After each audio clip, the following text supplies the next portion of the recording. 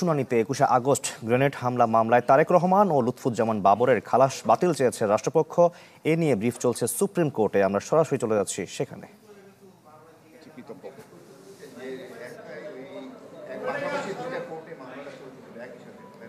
পাশাপাশি দুইটা কোর্টে না একটা কোর্টে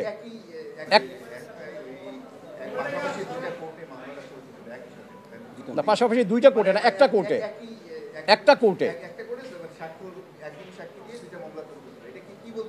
এটা হলো ডাবল জিউ পার্টি, এটা ডাবল ট্যাক্সেশন, এটা ডাবল জিউ পার্টি। যে এটা আসামির প্রতি অবিচার করা হয়েছে, কারণ আমি অপরাধ করেছি, অপরাধের জন্য একটা বিচারই যথেষ্ট।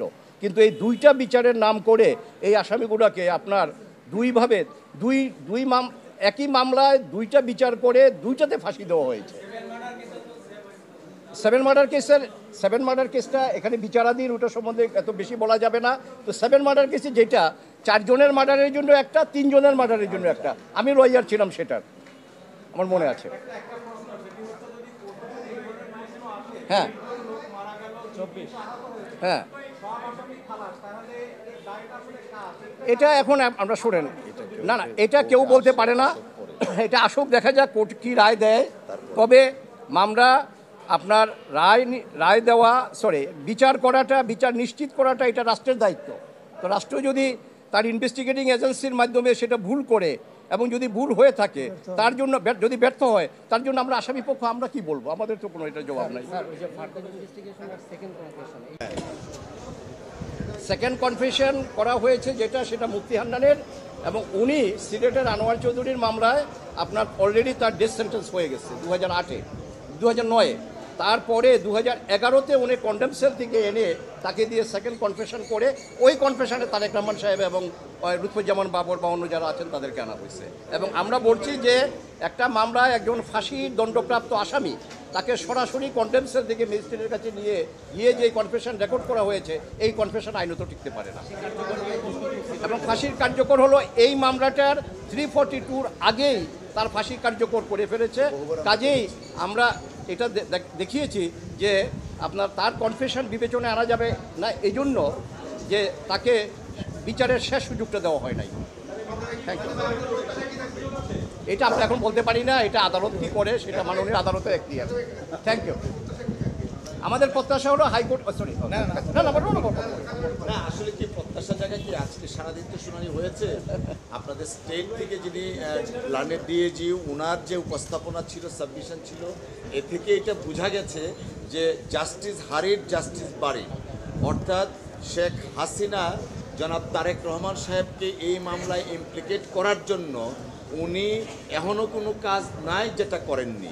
অর্থাৎ মামলার অবস্থা দৃষ্টি মনে হয় যে আইবি রহমান সহ 24 জনের যে আনফর্চুনেট ডেথ হয়েছিল, শেখ হাসিনা নিজে আইবি রহমান হত্যার বিচার হোক সেটা চায় নাই। কেন চায় না? এই মামলাটা যদি আপনারা নথি দেখেন, মামলা তাড়াতাড়ি করা দেখেন, মামলার যে বিষয়বস্তু দেখেন, এবং যেভাবে মামলাটা পরিচালিত করেছে, এই মুফতি হান্নানকে স্বীকারোক্তিমূলক জবানবন্দি দিয়ে, আব্দুল কাহার আকন্দ যিনি আওয়ামী লীগের মনোনয়ন পেয়ে নির্বাচন করেছেন তাকে দিয়ে, অর্থাৎ উনি চেয়েছেন আইবি রহমানের বিচার না, উনি চেয়েছিলেন জনাব তারেক রহমানকে এই মামলায় অভিযুক্ত করার জন্য। এই কারণে বললাম justice hurried justice buried. Thank you.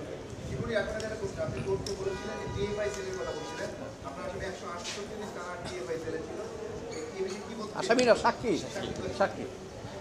আমরা বলেছি যে বড় শেষের পর আমি যাই। এখানে দেখবেন সবচাইতে বড় সমস্যাটা হলো যে এই মামলাগুলোতে বিচার করার আগে যাদের স্বীকারোক্তিমূলক জবানবন্দি নেওয়া হয়েছে, তারা কেউ 410 দিন পর্যন্ত টাস্কফোর্স ইন্টেলিজেন্স বা টিএফআই সেলে বন্দী ছিলেন। তাদের স্বীকারোক্তিমূলক জবানবন্দি নেওয়া হয়েছে 12 জনের। এর মধ্যে মুফতি হান্নানের স্বীকারোক্তিমূলক জবানবন্দি নিয়েছে দ্বিতীয়বার। তিনিও টিএফআই সেলে সব কিছু মিলে 410 দিন বন্দী ছিলেন। সুতরাং তার করা স্বীকারোক্তিমূলক জবানবন্দির আইনগত কোনো মূল্য থাকতে পারে না। তার একই সাথে তিনি যখন দ্বিতীয় স্বীকারোক্তিমূলক জবানবন্দি করেছেন, তখন মূলত তিনি কন্ডেম সেলে ফাঁসির আসামি হিসেবে বন্দী ছিলেন। সুতরাং তারও আর এই কোনো মূল্য থাকতে পারে না। মোর ইন্টারেস্টিং, এই 12 জনে যে করেছেন, এই 12 জনের কনফেশন একসাথে মিলিয়ে পড়লে আমরা দেখাবো আগামীকালকে করতে, একসাথে মিলিয়ে পড়লে একটার সাথে আরেকটাকে আপনি মিলাতে পারবেন না। এবং আরও ইন্টারেস্টিং হলো, এই মামলায় 17 জন স্টার উইটনেস আছে। এই স্টার উইটনেস আমি দেখাবো আগামীকালকে, যে একজনকে সাক্ষী বানানো হয়েছে, আরেকজনকে আসামি বানানো হয়েছে। যিনি আসামি হতে চেয়েছেন তাকে আসামি না রেখে সাক্ষী করা হয়েছে। অফার দেওয়া হয়েছে যে যদি আপনি সাক্ষী হন তাহলে আসামি করা হবে না। এইভাবে 17 জন ঊর্ধ্বতন পুলিশ কর্মকর্তাকে মামলার সাক্ষী বানানো হয়েছে।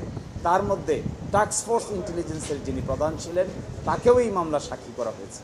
ফলে এগুলো আগামী দিনে একটা একটা করে আমরা দেখিয়ে দিব। এই 17 জন সাক্ষী ছাড়া এই মামলার বিচার করার আর কোনো সুযোগ ছিল না। এই জন্যই কাউকে সাক্ষী করেছেন আর কাউকে আসামি করেছেন। আমরা আগামীকালকে এগুলো সুনির্দিষ্টভাবে উপস্থাপন করব।